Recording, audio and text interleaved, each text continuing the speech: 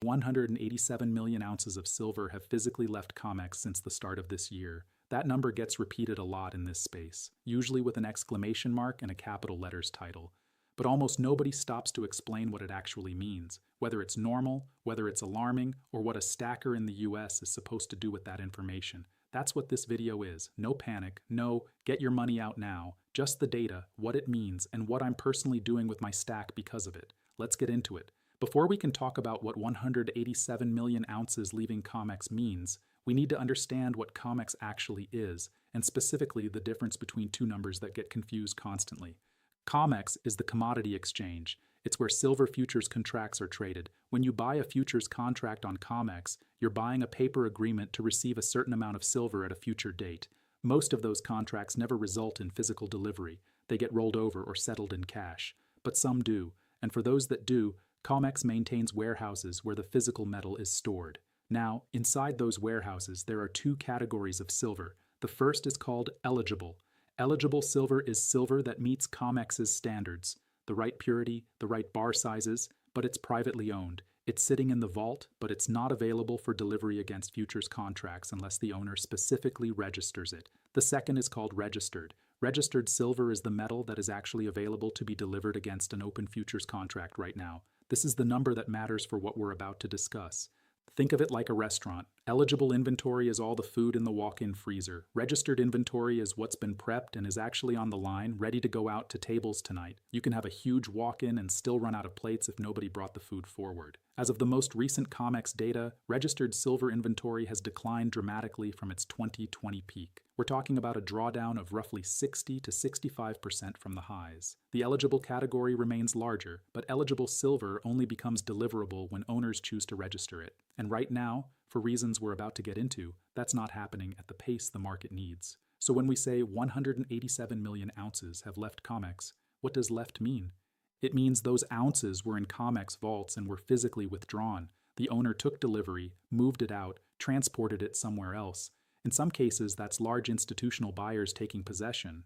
In other cases, it's been what analysts have described as metal moving toward Asia, particularly toward Shanghai, which we'll get to.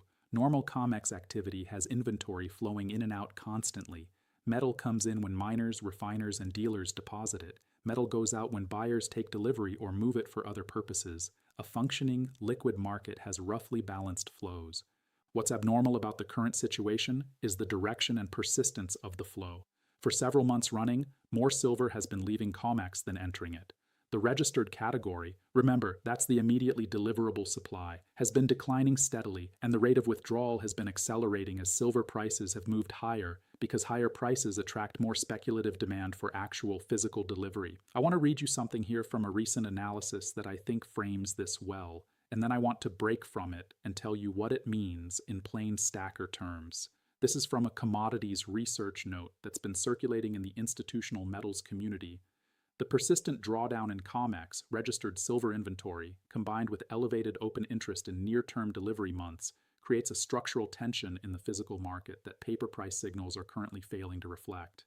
Let me stop there. What that sentence is saying, in plain English, is this: the people who trade silver on paper are pricing it at $72, but the people who are actually picking up physical silver and putting it on a truck are behaving in a way that suggests the real price of physical silver should be higher. And that gap between where paper trades and where physical actually clears is the story right now. Here's where it gets interesting for stackers. May is a significant delivery month for COMEX silver futures. And the open interest figure, meaning the total number of contracts that are still open and have not yet been closed or rolled, has been sitting at a level that creates a potential problem. Let me give you the math simply. One COMEX silver futures contract represents 5,000 ounces of silver. If you have 401 million ounces of open interest in May contracts, that's roughly 80,000 contracts. Now, not all of those will demand physical delivery. Historically, most get rolled to the next month or cash settled. But even if just 5 to 10% demand physical delivery, that's 20 to 40 million ounces that need to come out of registered inventory. Current registered COMEX inventory is, depending on the exact date you're reading this, somewhere in the range of 100 to 140 million ounces. So a 10% delivery demand on May open interest would consume somewhere between 14 and 40% of all registered silver in a single month. That's not impossible to absorb, Metal can be moved from eligible to registered. Metal can be imported from London or other vaults. The system has mechanisms to handle demand pressure. But, and this is the critical but, those mechanisms have costs. Moving metal from London to New York right now costs roughly $2.50 per ounce in transport and financing, and there's an additional uncertainty around potential tariffs on UK silver imports, which have been rumored at somewhere between 25 and 50%. If a bank or dealer ships silver from London to cover COMEX deliveries and then faces a 25% tariff bringing it back, they've just lost money on the transaction. So what's happening is that the normal liquidity mechanisms, the pipes that would ordinarily refill COMEX registered inventory under pressure, are partially clogged. And May is coming. There's a second piece of this story that almost no stacker channel is covering, and I think it's actually the more interesting number. While silver is trading at around $72 on COMEX in the US, silver on the Shanghai Gold Exchange in China has been trading at a significant premium. We've seen the spread reach anywhere from $8 to $20 per ounce over the past several months. Why does that matter? Because silver is a physical commodity. If you can buy silver in New York at $72 and sell it in Shanghai at $90, a profit exists. Traders and institutions will try to capture that profit by buying in the US and shipping to China. This is called arbitrage, and in normal functioning markets, arbitrage closes price gaps quickly. Buyers push the US price up and sellers push the Shanghai price down until they converge. The fact that this spread has persisted and in some periods widened tells you something important. The arbitrage is not closing cleanly. The shipping costs, tariff uncertainty, financing costs, and logistical friction are all eating into the profit enough that the gap can persist. And what that persistent gap represents is genuine structural demand for physical silver in China that is not being met by current supply flows. This is not a manipulation story. It's a supply and demand story. China is industrializing its solar, EV, and electronics sectors at a pace that creates real silver demand. And the price signal coming out of Shanghai is more honest about physical market reality than the COMEX paper price right now, because Shanghai settles in physical metal, not cash. For a US stacker, here's the practical implication. The price you're seeing on your screen, $72, reflects the paper futures market. The price a large industrial buyer in Shanghai is willing to pay reflects the physical reality. The gap between those two numbers is your accumulation window.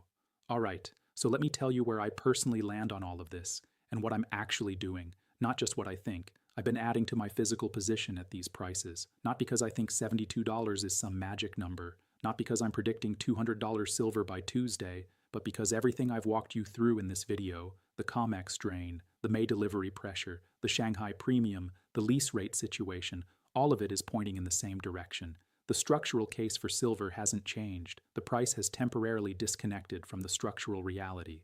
Specifically, I've been focused on two things. First, standard silver rounds and bars where premiums remain relatively contained.